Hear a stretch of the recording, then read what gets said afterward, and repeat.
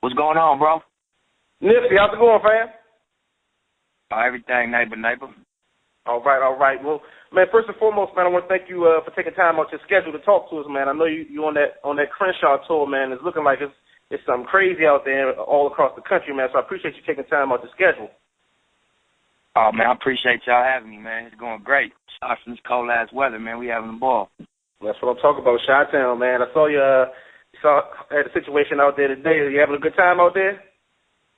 Yeah, man. I linked up with my folks, man. My young bro, you know what I'm saying, Young Mouse, you know what I'm saying, showed us around and gave us some Chicago hospitality.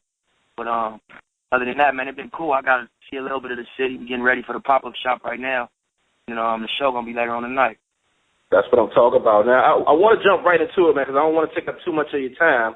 Now, the first question I have is, with the success of your Proud to Pay campaign, and also Beyonce just out of the blue dropping an album, without the help of any major label support, do you feel like you've set a new precedent in the industry where the major labels have to give the artists more control and more profit potential to artists such as yourself who already have a considerable fan base to stay relevant? I think that I was a part of that wake-up call. I think that the world demanded that. We reacted. I think that the state of the world demanded that we deliver our music and our content in new creative ways just because what's going on with technology, how this new generation discover content, how they digest it. We'll run to YouTube before we run to, Walmart. We'll run to Hot New Hip Hop before we go to Best Buy. That's no disrespect. It's just, a lot of times we experience the product before it's even released based on the leaks. And, I feel like, the shift is instead of, trying to market or trick the fans into buying something based on one song or based on a gimmick, I think that, we in a position where the people that's making great art, they benefit the most because the people get the leaks and they hear the album first. Buying it, psychology behind the purchase is like to reciprocate something that you got from the product. We don't got to buy nothing. We can get it free if we want to. But buying is a form of showing that you're proud. Like, I appreciate what you put into your art. That's why the Proud to Pay business model was formed. It's like, I'm gonna give you the music. My album's free. But if you're proud and you get something from it, it's $100, and that's how you support. But I think I was a part of that. I think Jay-Z with his new rules. I think Kanye, with his videos on the buildings. I think Cole with what he did with his album listening. I think it was all just signs of, the same thing, that game changed now. I think in terms of the record labels, they're going to stay in this game. They're going to have to, be more like venture capitalists. Put the seed money up and let the creators do what they do. True indeed. Now, I've listened to all of your music from out of the gate, from, Bullets Don't Have No Names on to the entire roster. Now, what I've noticed is there's a progression that's happening in your music. You hear a more inspirational tone as the releases have progressed, where the messages don't come off as preaching, but just as someone who's been through his trials and tribulations and seeks to help those who may be going through it at that moment. Have your fans expressed to you what your music means to them personally? And do you feel like a role model right now with where you're at in the music industry? I feel like my fans have, man. I go places, fans got lyrics tattooed on their body. Street niggas, too. You know what I mean, mind you. And people got, like where they have a Che Guevara tattoo or they have a, other revolutionaries tattooed on their body that got our face on them. You know what I'm saying? And so I think that, not a role model. I don't think I would. It's hard to call yourself a role model, but I think that our success is inspiration. They see we didn't hop on nobody's back. See that, when the situation originally didn't work at Epic, we hit the ground running, and we used guerrilla tactics. I felt like Fidel Castro fighting, in the jungle against the United States. And we won. I felt like, the Haitians that kept their country and led a slave revolution and won. Now, inspiring that is to people, I feel like that's the same type of inspiration. What we've done and what we're doing, giving people, like, you could be an owner. You You could stick to your script. You could not water down your message. You could be completely who you are and still make progress in the game. I think that part is real inspiring to people. Definitely. Now, as a West Coast artist, and this is just my opinion, but to me, the last great artist who had the ability to make strong street music and then go in a total different direction and show the ladies some love in a respectful manner was Tupac. Now, you have some great tracks on the Crenshaw release aimed at your female fan base with 4 in the Morning, If You Were Mine, and Come Over. Were you making a concentrated effort to make music where you show your appreciation for women besides giving them something to dance to in the club? Absolutely. You know, I see women supporting me. I see women repping for me. You know what I mean? When I go to my concerts, when I'm in the cities, I see women repping for me and you know, pressing my lines for me. So I felt like, you know, they just needed to be spoken to. You know, because I know that they buying the albums and the mixtapes and they buying the Crenshaw beanies and the sweaters and the hoodies. And I see them on Instagram rapping and quoting lyrics. And I think that, you know, they're rallying behind it because they know it's a group of real individuals. But I just felt it was really time to, like, you know, get them some conversation. I'm gonna continue to because, you know, them was some of the most, at my concerts, those records are some of the ones they react to the most. Not just women, just the crowd in general. Because even if it ain't a woman, a lot of times the dudes is speaking it like it's their words to the women. And, you know what I'm saying? So it was definitely a conscious effort of mine to have convos with these women. Because in real life, you know, same thing that make a woman fall in love with you in real life. You know what I mean? It's what you say and do. I feel like you just had to translate your records. Definitely. Okay, all right. Now, for those that have never seen you perform live, what can they look forward to when they see Nipsey Hussle perform? Just that, you know, it's going to sound the same way it sounds in your headphones. That's what we aim for. You know, we aim to recreate the experience of listening to it in your headphones, but in a live venue. So we don't want it to be a big difference than what you felt on the CD as opposed to what you get at the concert. We don't want it to be, you know what I mean, unclear. We want you to understand and hear the lyrics. You know, my vocal tone, I don't even do doubles on my verses. Mine is straightforward, one track. So, you know, it creates kind of like I'm talking to you type of vibe. I think it's, you know, in the concerts they're going to get that and also just, you know what I mean, they're going to see how I feel about the records. I feel a certain way when I say these words because it's real. This is really our story. We say we came up, you know what I mean, we came so far. That's real. When them songs drop and they see it and I see how they reacting to them, they see how I feel about saying them, it's a dope connection. Okay, all right. Now over the years, you've achieved an incredible level of success with your music, merchandising, and the overall branding of your movement. Which goals or new challenges have you set for yourself and your team in 2014? I need 100,000 a show. I got that on my wall. To pull up in private jets. You know what I'm saying? We all need to have plaques on the wall. You know, we need to be in business at the highest level as owners. You know what I mean? The team, we need every member of the team, you know, at the highest level. It's at their full potential.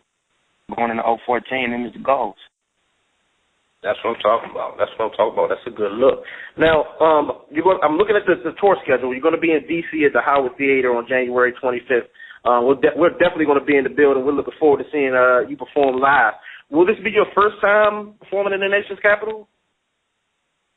This is the first time I'll be headlining. I performed at Howard Homecoming a couple years back, you know, on our come up, you know, when we was still building. We still build now, but at an earlier stage. But I just feel like, you know, it's definitely my first time headlining in D.C., and it's also, it never been as much energy around the music as it is now. You know what I'm saying? So I think that it should be dope, man. We looking forward to that. Yeah, we're definitely going to be in the building showing our support and our love. We bang that Crenshaw heavy, man. We rocking with that heavy over here in D.C., man. Now, I want to ask, because I hear all the time in your interviews and on Crenshaw, talking about the victory lap. Now, do you have an idea of when that's going to drop or some of the features that you may have on there? Man, as of now, we recording. You know, that's going to be my, you know what I'm saying, in my mind, that's going to be my Mona Lisa, my thriller. You know what I'm saying? That's what I want to give the world and say this is how, you know, Nipsey Hussle will want to be remembered. This my album. This what I, you know, when I was a young dude, I always was like, you know, I wanted to get into this and do this. So it's like that moment right now to deliver them records and you know, give people my idea of what an album should be. So I'm going to take my time with it. It's coming out 2014. First record they're going to get from me is called Rap Niggas. That's already done. And we in a good space, but one thing I don't want to do is, you know, rush it. I don't want to be saying dates and then be under pressure to deliver on the date. So we're not going to release no music till the whole album done. Coming out this year on my label, All Money In.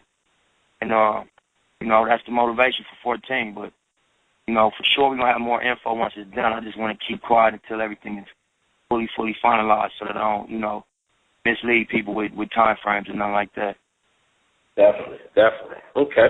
So you're hitting 31 cities with the Crenshaw tour. Are there any cities that you especially look forward to performing in based on your previous shows and history traveling across the country? Definitely New York. Definitely look forward to coming back home and doing my 2 back-to-back House of Blues and LA shows. Definitely look forward to doing London, Paris, Copenhagen, Atlanta.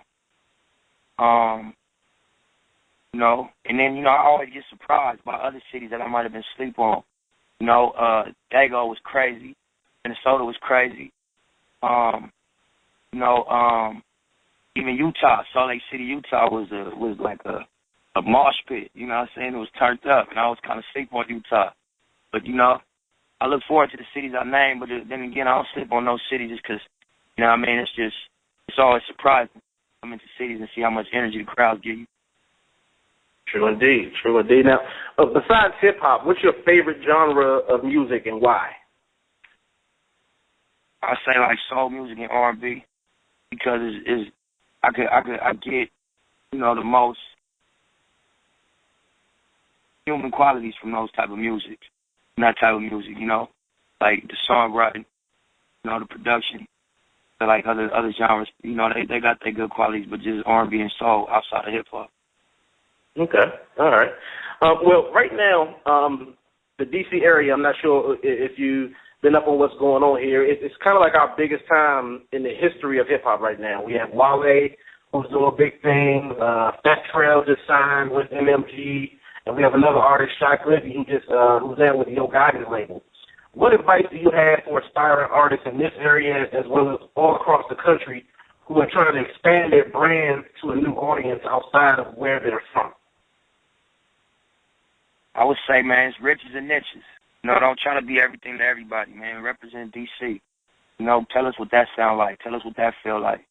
And then obviously evolve on that. But, you know, I think one of the mistakes people make, we've all, you know, been guilty of this at some point, is trying to be everything to everybody.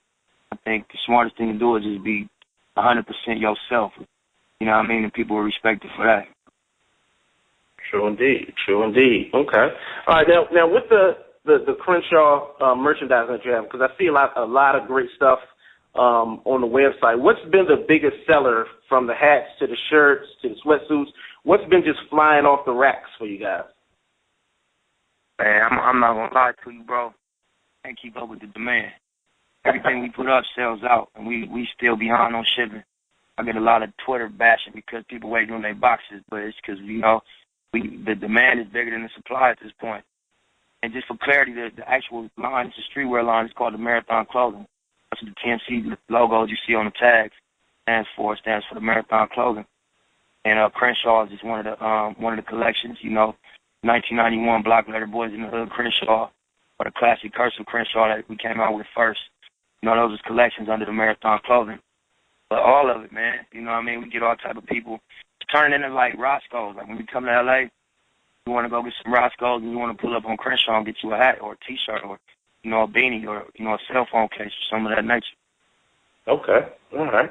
Now, I want to talk about growing up in L.A. I'm sure, you know, when you were a kid, there were all the, you know, the classic movies were coming out, from your Menace to Society to your Boys in the Hood and so forth and so on. What was it like growing up in that culture and then seeing how it was being shown in the movies? Like, was that something that you guys really looked at as a salute, or as, it wasn't being depicted correctly? Like, how did that really feel for you being from that environment and seeing it on a big screen? I think, you know, it was dope as kids. Like the stores we used to go get candy from was in movies, and we ride our bikes to, and those blocks that was in movies. And then it also made us kind of cocky, being honest. You know what I'm saying? It made us feel like we was the ones, just because, you know what I'm saying, like this is our real lifestyle. This is really what we grew up under. You know, this one really, it made us feel like, you know, our area, you know, our story and our culture was some of the most important areas and stories and cultures in the world, which it was, and it still is. So I think it just made us have some home pride and made us feel, you know, walk with our heads up a little higher and our chest poked out a little bit more. Okay. Now, I hear you talk a lot about how important your team is to you.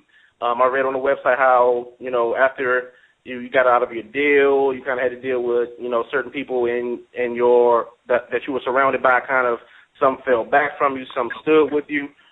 What's been what was the hardest thing about getting the people who stayed with you to understand that, look, you know what you want to do, you have a game plan, you're going to make it happen, and just being able to convince them to ride it out with you? I mean, really, honestly, it wasn't no convincing. It was just something we all talked about years ago. We sat at the round table and said we was going to do this. And, you know, we've been through ups and downs before the game. You know, we stayed down through them, so it wasn't surprising. A lot of people that did fall back was, you know, second tier, came in after the fact and wasn't organic to begin with. But that was a blessing in disguise, and, you know what I'm saying, I think that, you know, when you're doing what you're supposed to do, things happen for you, and the right things happen. The wrong people, they weed themselves out. The right people, you know what I mean, come into your world, and you attract the right situations. So it wasn't even a matter of convincing. It was just a matter of living up to the word that we gave. As individuals and collectively, we all had something to live up to. We all said we was committed to this. So I think what was my role was to do my part. You know, everybody got a role to play, just like a baseball team or a football team.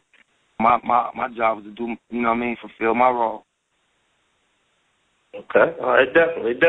Well, like I said, I didn't want to take up too much of your time, man, but I definitely appreciate you sitting down and talking to us, man, taking time out of your schedule. We want to wish you much success on the rest of your tour, definitely tonight in Chi-Town. I know they're going to love you, man, and I want to send a shout-out to your team, especially Lauren, for making this interview a reality for us, man. We look forward to seeing you perform in D.C. at the Howard Theater on the 25th, man. I know the house is going to be packed, and I know you're going to tear it down, man. Absolutely, big homie. I appreciate y'all, man. We'll see you then. Yes, indeed. I'm going to wrap this up real official. I guess it's appropriate we got to say, man, the marathon continues, and we're going to finish with our motto: roll up, light up, pour up, get organic, man. Thank you again, Nipsey. Off top, big homie. I'll see you soon. All right. One. Crenshaw. Hey, you see it, nigga. Hey, look at my car. Look at my girl, look like a store. Look at my life. Came up, nigga, we came so far, you see it. Hey, you see it, nigga. Hey, look at my face. Look at my wrist, look at my waist. Niggas is fake. Number one reason we'll never relate. Me, I get cake. And I don't speak for them niggas that can't hustle the great. Setting up shop or running in banks. Fuck did you think? I was slow that? Fuck as you said. Niggas was playing. Me, I just went from a bucket to Benz. Up in the pen. Where they predicted I'd be up in 10. Humble begins. But now I stunt so hard it don't make no sense. Flight to Japan.